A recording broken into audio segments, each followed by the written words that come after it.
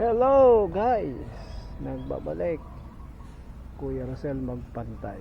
Parang medyo madilim ano.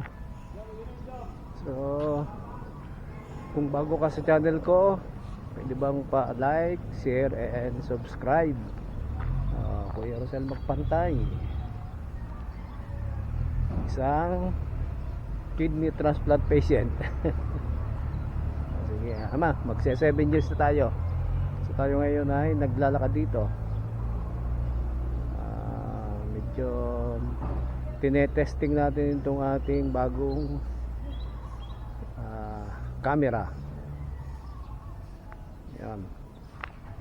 Bumili tayo ng Axiom camera na less than 3,000 pesos. Tignan natin kung ano ang itsura nito sa video. Kasi wala naman tayong pambili ng mamahalin, kaya tayo ay sa ganitong murahin tayo magtsatsaga.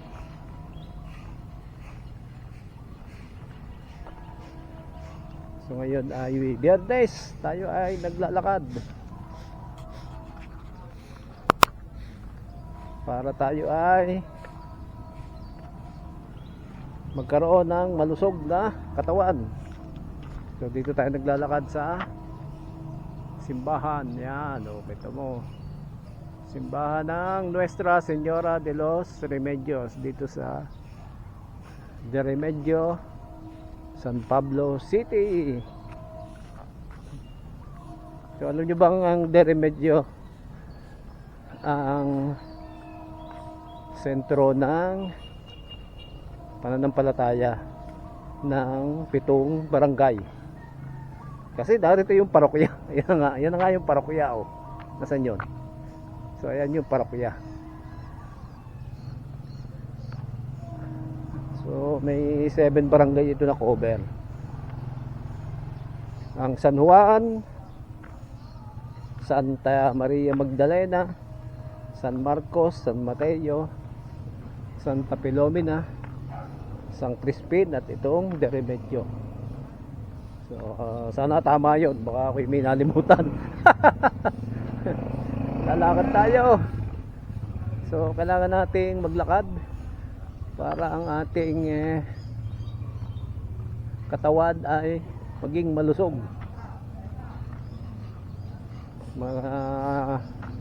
Dapat ma-achieve natin ang 10,000 steps.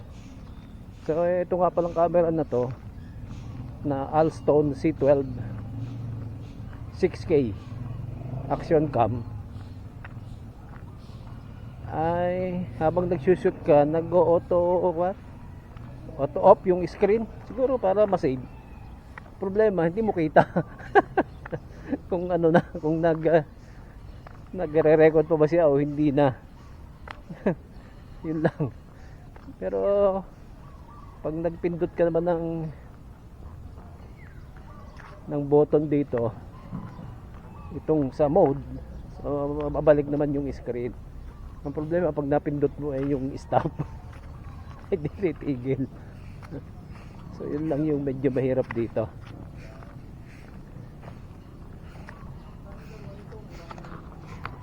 So hintayin natin mag alas 7 bago tayo ay umuwi para sa ating pag-inom ng gamot. Yan. Tama, narinig nyo po, pag kayo ay kidney transplant patient or even liver o kung ano man transplant, may gamot kayong iinumin lifetime para at least yung organ na ikinabit ay hindi siya marireject. Otherwise pag na-reject siya, so balik kayo doon sa mahabang, doon sa usual na gamutan nung hindi pa kayo na-transplant. Kaya dapat ay iinom ng gamot ng tama sa oras at tama yung dosage. Yan. Mahirap po, hindi ko kita. Kaya dapat ay pipindutin ulit yung mode para bumalik siya sa sa mayroon kang screen na nakikita. So ito ay dual screen, kaya kita mo din ikaw kung yung ginamit mo ay yung screen dun sa harap. Ayan, kita. Medyo gloomy ang panahon, kaya parang ang labo. So yan, Friday ngayon, siguro mga 15 to 7 na lang. So habang si kuya dito ay nagwawalis din. Ayan, nagwawalis dito si kuya. Shout out kay kuya. Ayan, oh, nag-o-off ang screen. Hindi ko alam kung siguro nagrarad pa naman yon. Bahala na. Tingnan natin kung ano lalabsan. Kaya lang ito siyempre bago nyo i-upload sa YouTube o sa Facebook, kailangan i-download mo muna sa cellphone. Tapos yung through cellphone, pwede mo na siyang i-upload sa SOCMED, sa social media mo. Ang in-order ko ay 128 gig kasi yun lang naman ang pinakamataas. So kasama na yan doon sa less than 3,000. So tayo ay naka 6 minutes na.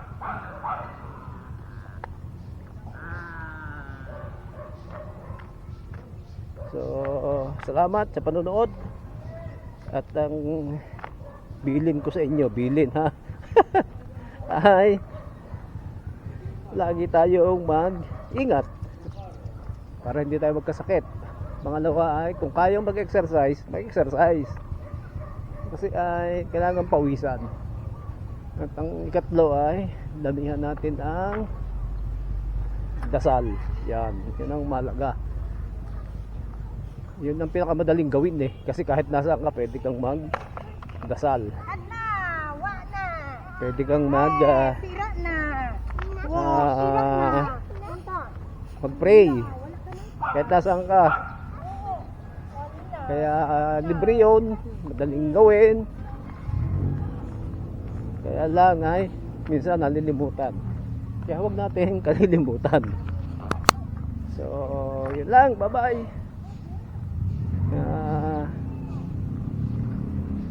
Kuya Rosel Magpantay, pa-subscribe naman kung ikaw ay bago sa aking channel. Pa-like, share, and subscribe. Bye bye. God bless.